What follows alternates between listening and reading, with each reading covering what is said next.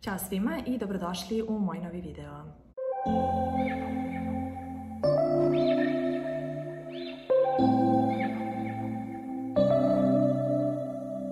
September we met, I could tell by your smile. You hadn't been with a good girl like me in a while. Yeah, you were impressed. Za ovaj video sam pripremila nešto drugačije, nešto što sam obećala da ću snimati i sada počinjemo sa tim serijalom. Dakle, pričat ćemo o različitim temama vezano za estetsku medicinu. Danas se nalazimo u ordinaciji BREM kod doktorke Marije Jovanović. Ostavit ću sve podatke vezano za ordinaciju ovde na ekranu, a takođe u opisu ispod videa, tako da bacite pogled ako vas zanima. I danas ćemo pričati o jednoj veoma zanimljivoj temi, a to je tretman popunjavanja usana.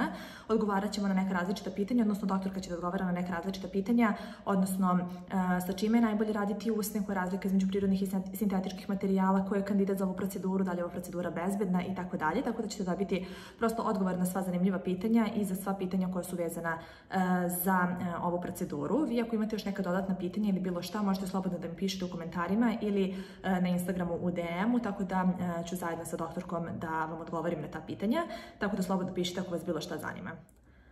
Tako da ako želite nešto više da čujete o samoj proceduri, onda obavezno nastavite da gledate video. Danas pričamo o tretmanu popunjavanja usana sa hialuronskim filerima, pa možemo da počnemo sa pitanjima. Zašto je hialuron jedini materijal s kojim treba raditi? U svakom slučaju treba raditi sa potpuno prirodnim materijalima. Hialuronski filer je zapravo potpuno prirodna supstanca, znači hialuron se nalazi u našem sopstvenom tkivu, vremenom se gubi, dolazi do smanjenja u volumenu usta, ali takođe ako neko ima manje usta i želi prosto jednu volumenizaciju da dobije ili neki refreshment usta, svakako hialuronski filer je nešto najbolje što može se stavi. Treba apsolutno izbjegavati sintetičke materijale koje mogu da prave grudice i da se slivaju, materijal migrira, pa prosto stavite na jedno mesto, u narednom periodu se pojavi krvica u donjem delu i tako dalje. Sa praktično hialuronskim filerima ne postoji ta mogućnost. Dobro, koji su to materijali koji su se pre koristili i koji je to razlog zašto se oni više ne koriste? Koristio se metakril, poliamid, znači sintetički materijali, koristio se zapravo i tečni silikon. Prevashodno to nisu registrovani materijali, to su materijali koji imaju drugačije biološke svojstva u tkivu nego sam hialuron. Nisu restoraktivni, znači zaostaju trajno, migriraju, znači mogu da se slivaju i da prosto na jedno mesto stavite, ali da se tokom godinu do 2 dana vidite kvrge da se pojave na drugoj zoni lica. Je li to ono što generalno viđamo kod nekih estradnih ličnosti? To je ono što viđamo i što većinom sad pacijenti dolaze i žele prosto da im se ukloni neka asimetrija koja postoji među leve ili desne strane ili na donjoj, na gornjoj usni, da se kad se pojavi kao krvnica mala ili bude površno pipava i pacijentu to naprosto smeta. Dobro, da li hialuronom može da se dobije samo volumen ili postoje neki različiti efekti? Hialuronski fileri i tehnologija proizvodnje hialuronskih filera je zaista u povoju. Tako da sada postoje različiti brendovi, ali i postoje i različiti, kažemo, fileri koji imaju specifičnu kohezivnost, gustinu, čvrstinu. I sada se praktično za usta prave specifični fileri koji se primenjuju samo u zoni usta. Oni su veoma mekani fileri koji se ne napipavaju, fileri koji daju jedan veoma prirodan izgled. Takođe postoje fileri koji mi možete dobiti samo efekat refreshmenta usta, znači jedne blage volumenizacije, jednog potpuno prirodnog izgleda.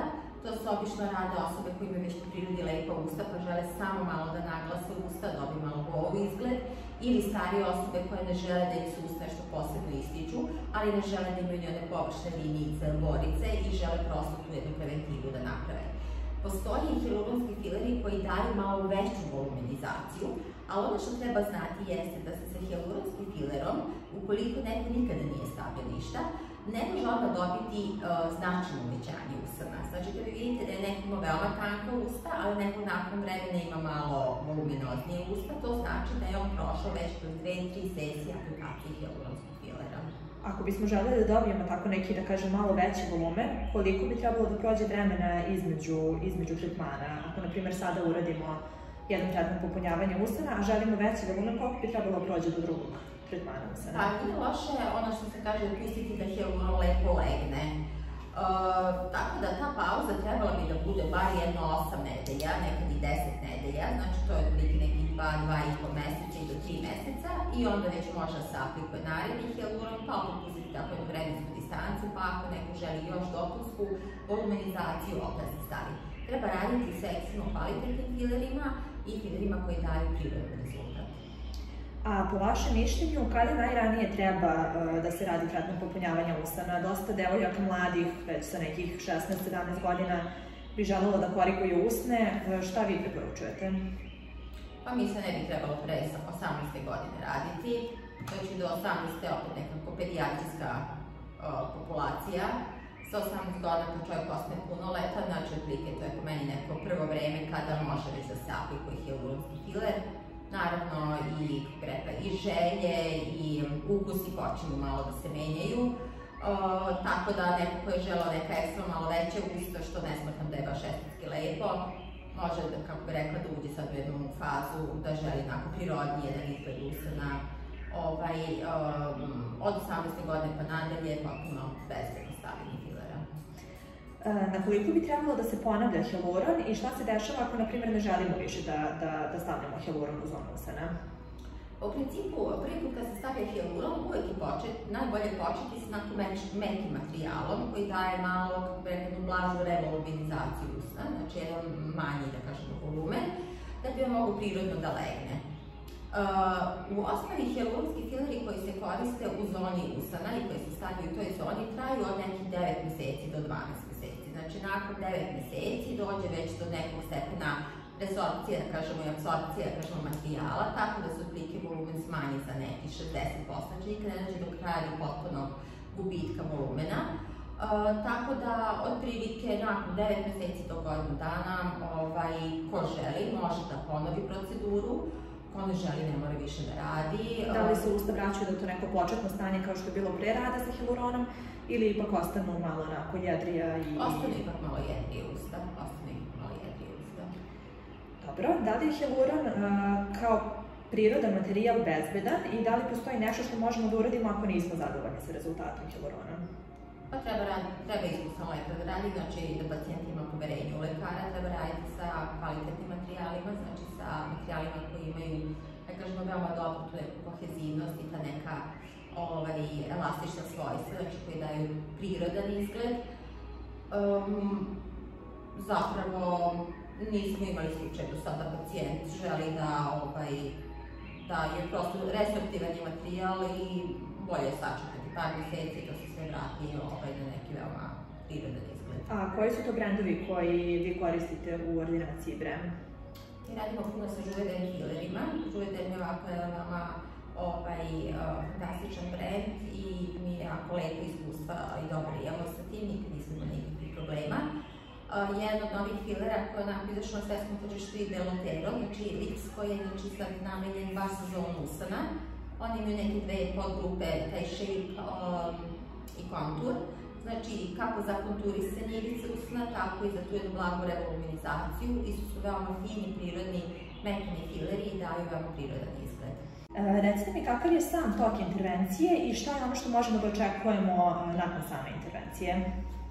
Pa nakon intervencije je veoma jednostavna, prebriše se karmen ili neke nečistoće, ako postoje namaže se anestetička krema, koja stoji veoma kratko, a to kratko znači svega 2 do 3 minuta, i nakon toga se aplikuje filer. Usta jesu malo osjetljivija zona i može onako jedan blagan ugodnost da postoji, ono veoma kratko traje. Ono što treba reći jeste da i u samom fileru postoji jedna vrsta anestezije, tako da vi kada aplikujete filer dobijete još jednu dopunsku anesteziranje usana, tako da vam zapravo nije intervencija neugodna. Nakon aplikacije filera, prije hlađenje malo, znači da se čovjek ne izlaže nekim ekstremnim toploti, znači prije malo hladne obloge staviti taj dan. Ono što može da se desi posle filera, nakon nekoliko sati, to je taj neki mali reaktivni otok koji može da se javi, koji malo traje i onda on splasne, znači to treba pacijent da bude upoznat, da se ne uplaši. ali kad se radi sa dobrim filerima, zaista bude jedan potpuno prirodan rezultat i pacijenti su praktično zadovoljni tako da. U redu, to je to. Ja ću ostaviti svakako vaš sajt u opisu samog videa i naravno, ko želi može slobodno da postavi još neko dodatno pitanje, pa možemo onda još dopunski da odgovorimo ako postoje neke nejasnoće. Hvala vam, prijetno.